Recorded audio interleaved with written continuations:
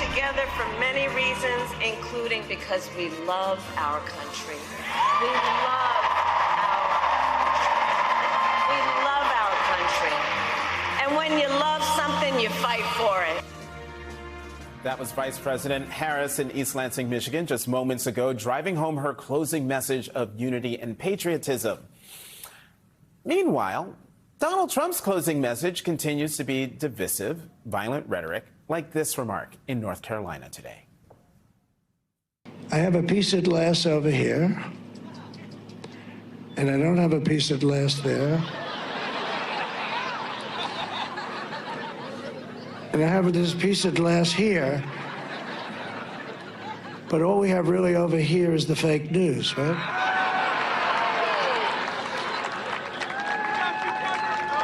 And to get me, somebody would have to shoot through the fake news, and I don't mind that so much. And I misspoke. That was in Pennsylvania, not North Carolina. Joining me now, my Sound Off panel, Charles Coleman Jr., MSNBC legal analyst and host of the Charles Coleman podcast. He's also a civil rights attorney and a former Brooklyn prosecutor. And Maya Wiley, civil rights attorney and the president and CEO of the Leadership Conference on Civil and Human Rights, and also the author of the book, Remember, You're a Wiley. Throw that in there.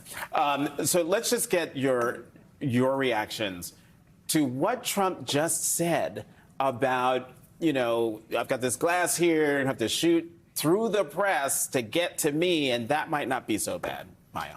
Trump just does what Trump has been doing since 2015. There is nothing new here under the sun.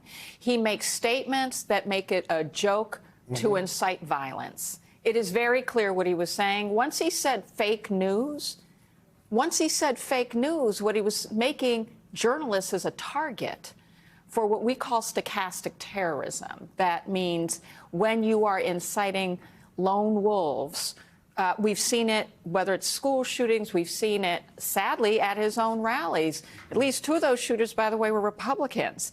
So it's really not safe for anyone, but it's also not new, and we should acknowledge that this can't continue. And Charles, before I get your reaction, speaking of statements, the Trump campaign put out a statement, and I'm going to read it because you have to hear it and read it on the screen to believe it. They put out a statement. President Trump was brilliantly talking about the 2 assassination attempts on his life. Then they go on to say he was stating that the media was in danger, that they were protecting him, therefore were in great danger themselves. There can be no other interpretation of what was said. What in the gaslight? There can be no other interpretation other than the fact that Donald Trump and those who enable him are just simply unserious people.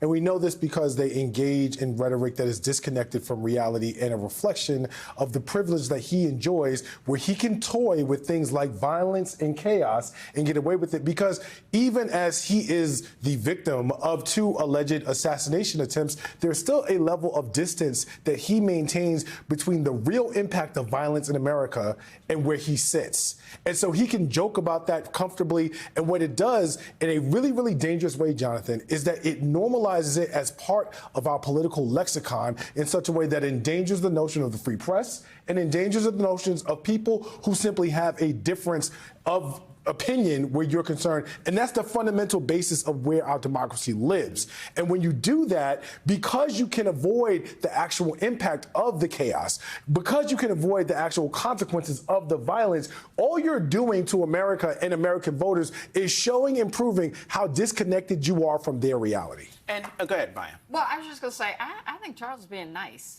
I don't think you're being nice. I'll be your anger translator. Okay, go right ahead. Go ahead. Because the anger translator is like, look, he lying. He's been lying. He done been lying. But he's lying for himself, because one of the things that the campaign has intentionally been doing is also sowing the seeds of don't believe journalism.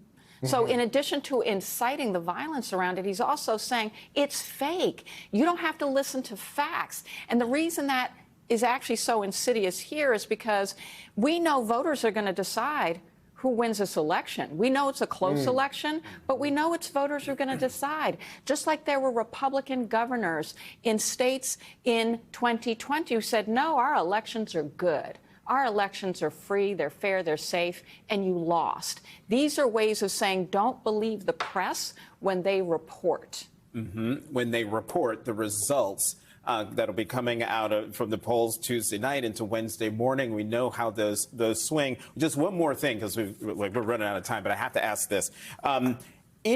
After this whole kerfuffle, they put out another email where they're casting Democrats as the party of violence. You can see there, Democrats are the party of violence and hate. Democrats have a long-standing pattern of promoting violent rhetoric and condoning, encouraging, and demanding violence. I mean, there's gaslighting and then there's projection.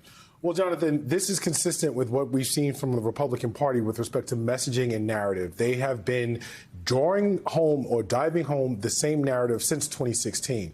And this is consistent with that. And let's be very clear, regardless of the narrative and its truth, that's not going to stop them from pushing it for their supporters. It doesn't have to have veracity. It just has to have viciousness and vitriol. Right. And as we saw, January 6th was a culmination of, that kind of rhetoric. Charles Coleman Jr., Maya Wiley, thank you both very much for coming to the Sunday Show.